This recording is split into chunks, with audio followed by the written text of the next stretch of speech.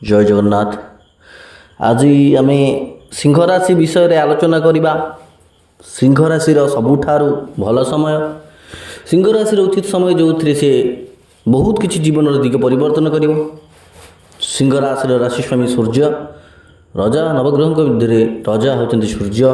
तो सूर्यंकर राशि एवं राशि चक्र प्रथम राशि लिओ अर्थात सिंह राशि।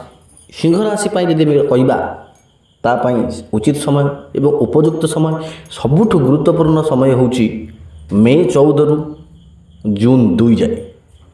मे 14 जून 2 जाए बृहस्पति जेहेतु 11 घर तांकर एवं जून 2 पर सिंह राशि 12तम घरे बृहस्पति देव निजे बृहस्पति देव चंद्रदेव राशि कर्कट राशि एवं आपणकर से 12तम घर। आपणकर 12तम घर होची आपणकर शज्या सुख व्यय भाव स्पिरिचुअल क्षेत्र। तो सही क्षेत्र जो बृहस्पति आपको आसवे आप बहुत किसी उन्नतिमूलक पदक्षेप ने आप देखिए मे 14 रु आपण मानकर जीवन कर्म बहुत किसी परिवर्तन हम। मे 14 रु आपण देखिए आपणकर जीवन में कर्म अत्यधिक भाव में आपण प्रेसर पड़ो। बृहस्पति द्वारा ग्रह बृहस्पति द्वारा जो प्रकार एक गोचर कुंडली जो प्रकार कंजक्शन एवं दृष्टि गोचर सृष्टि होची आपण देखिए आपण मानकर जीवन नूतन दिग बदल।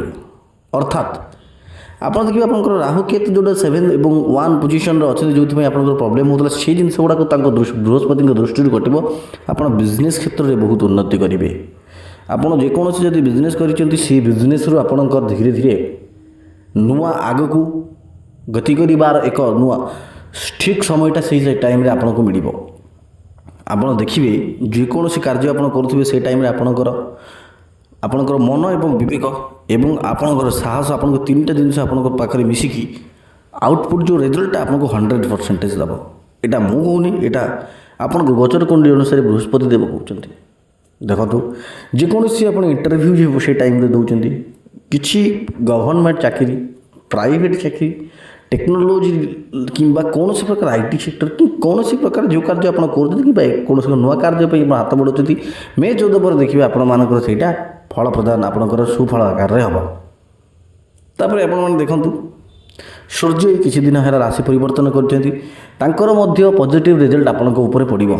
लग्न भाव आपणकर जेहेतु अक्टोबर 2 पर जेहेतु लग्न भाव में आप बृहस्पति आसवे अक्टोबर पर आपको एक बढ़िया फलटा मिल। प्रेम क्षेत्र एवं स्वामी स्त्री क्षेत्र जदि कहवा निश्चित भाव में यही जो वर्ष आपण मानकर माने उत्थान पतन भाया किसी दिन भल किसी दिन खराब चलुव जेहेतु राहु केतुंकर प्रभाव अच्छी।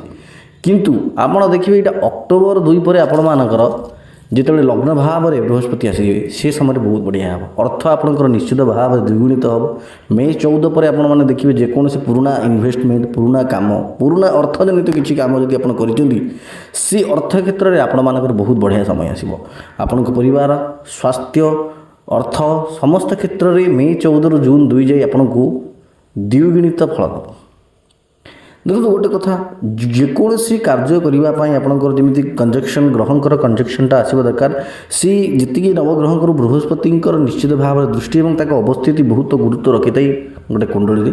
तो आपण गोचर कुंडली जिते राहु आपंकर अच्छा तो बृहस्पति इफेक्ट से पड़ूना। कारण बृहस्पति एवं एकादश भाव में रहिले बृहस्पति लग्न भाव में दृष्टि जो गोटे प्रकार के गुरु चंडाल जोग भाया सिचुएसन क्रिएट कर।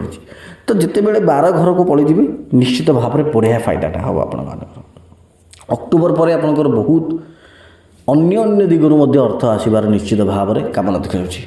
जो मैंने छोट छोट व्यापार कर देखिए ट्राभेल कर बहुत समय अच्छे बाहर को जीवार बाहर को बुलबार परिवार सहित बाहर को बुलबार एवं स्पेंड कर पैसा निश्चित भाव देखा दूसरी। संतान क्षेत्र में आपण मानकर बहुत बढ़िया समय आसो। आपण मानकर संतान विवेकी साहसी देखिए किसी ना कि प्रतियोगितामूलक कार्य से समय कि नुआ पाठ पढ़ा को मे 14 पर निश्चित भाव किसी गोटे नुआ अध्ययन करने को नुआ जिन शिखा निश्चित भाव से मन बढ़े और पढ़े। एवं आपण मानकर देखिए शनि आपंकर जेहेतु अष्टम घर थे ତ ଆକସ୍ମିକ ପରିବର୍ତ୍ତନ ମଧ୍ୟ ଆପଣଙ୍କର ଏଇ କିଛି ଦିନ ଭିତରେ ହେଇଛି। କିଛି ତୀର୍ଥ ଜାଗାକୁ ଆପଣ ବୁଲିବାକୁ ଯାଇଛନ୍ତି, ସ୍ପିରିଚୁଆଲିଟି କନେକ୍ଟିଭିଟି ଆପଣମାନଙ୍କର ଲାଗିଛି, ନିଶ୍ଚିତ ଭାବରେ ଏସବୁ ହେଇଛି। ଆପଣ ଦେଖିବେ କି ଯେତେବେଳେ ବୃହସ୍ପତି କର୍ମ କ୍ଷେତ୍ରକୁ ଯେମିତି ଆପଣଙ୍କର ଥିଲେ କର୍ମକ୍ଷେତ୍ରରେ, ତାପରେ ଏକାଦଶ ଭାବକୁ ଗଲେ, କିନ୍ତୁ ଯେହେତୁ ଲଗ୍ନ ଭାବ ରାହୁକେତୁଙ୍କର ପ୍ରଭାବ ହେତୁ ସମସ୍ତ ପ୍ରୋବ୍ଲେମ୍ ମଧ୍ୟ ଲାଗି ରହୁଥିଲା।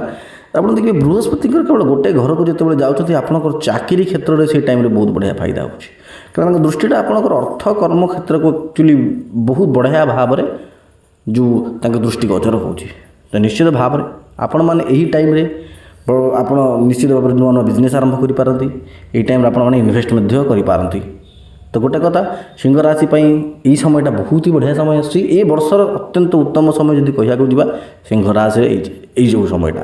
ଆଉ ଗୋଟେ କଥା, ଯଦି ସିଂହ ରାଶିର ଆପଣମାନେ ବ୍ୟକ୍ତି, এইটা হচ্ছে গচর কুণ্ডলীর 50% নিশ্চিত ভাবে লাগুଛି 50ରୁ 60%।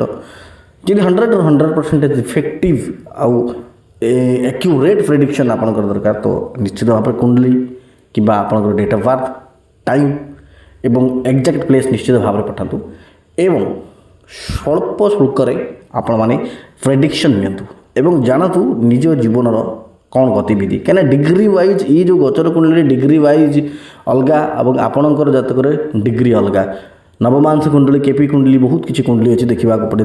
ତ ଆଉ ହଁ ଶୁଣନ୍ତୁ, ନିଶ୍ଚିତ ଭାବରେ ଦୁଃଖୀ ଦରିଦ୍ରଙ୍କର ସେବା କରନ୍ତୁ, ହନୁମାନ ଚାଳିଶା ପାଠ ପଢ଼ନ୍ତୁ ଏବଂ ମହାଦେବଙ୍କର ପୂଜା କରନ୍ତୁ ଏବଂ ଓಂ ହ୍ରାଂ ହ୍ରିଂ ରୌଂ ସହ ସୂର୍ୟାୟ ନମଃ ନିଶ୍ଚିତ ଭାବରେ ମନ୍ତ୍ର ଜପ କରନ୍ତୁ। ଜୟ ଜଗନ୍ନାଥ।